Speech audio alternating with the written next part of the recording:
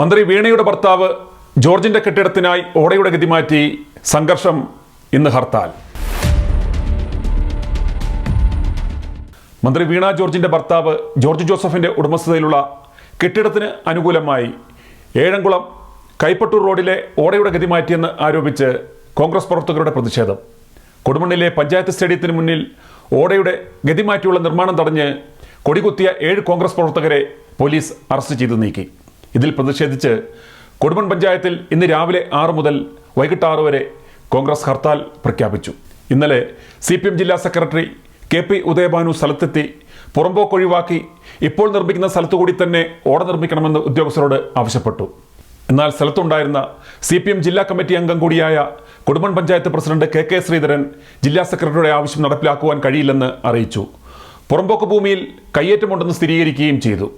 വീണയുടെ ഭർത്താവിൻ്റെ കയ്യിൽ നിന്നും വല്ലതും കിട്ടിയിട്ടുണ്ടെങ്കിൽ ആ സ്നേഹം ഇവിടെ എടുക്കണ്ട എന്നും ജില്ലാ സെക്രട്ടറിയോട് അദ്ദേഹം അറിയിച്ചു. എന്നാൽ പ്രസിഡന്റിന്റെ നിർദ്ദേശം പാടെ അവഗണിച്ച് ഓട നിർമ്മാണം തുടരുകയായിരുന്നു. ഇതിനെ തുടർന്നാണ് ഇന്നലെ ഉച്ചയോടെ കോൺഗ്രസ് പ്രവർത്തകർ എത്തി ഓട നിർമ്മാണം തടഞ്ഞ് കൊടികുത്തിയത്. കെട്ടിട നിർമ്മാണ സമയത്ത് പുറമ്പോക്ക് കയ്യേറിയത് കണ്ടെത്താതിരിക്കാനാണ് ഓടയുടെ ഗതി മാറ്റിയതെന്നാണ് കോൺഗ്രസിന്റെ ആരോപണം.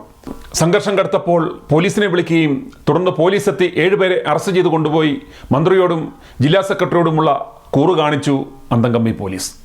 അറസ്റ്റ് അന്യായമെന്നാരോപിച്ച് സ്റ്റേഷനിൽ കോൺഗ്രസ് പ്രവർത്തകർ കൂടി കുത്തിയിരുന്നു. പിന്നീട് പ്രവർത്തകരെ വിട്ടയച്ചു. ഓട റോഡിന്റെ അതിർത്തിയിലേക്ക് മാറ്റി സ്ഥാപിക്കുന്നതുവരെ പ്രക്ഷോഭം തുടരുമെന്ന് കോൺഗ്രസ് പ്രവർത്തകർ അറിയിച്ചു. അതേസമയം റോഡിന്റെ പുറമ്പോക്ക് കയ്യേറിയിട്ടില്ലെന്നും കെട്ടിടം നിർമ്മിക്കുന്നതിന് മുമ്പാണ് റോഡിന്റെ അലൈൻമെന്റ് നടത്തിയതെന്നും വികസനത്തിനായി ഇനിയും സ്ഥലം വിട്ടു നൽകുവാൻ തയ്യാറാണെന്നും ജോർജ് ജോസഫ് പറഞ്ഞു.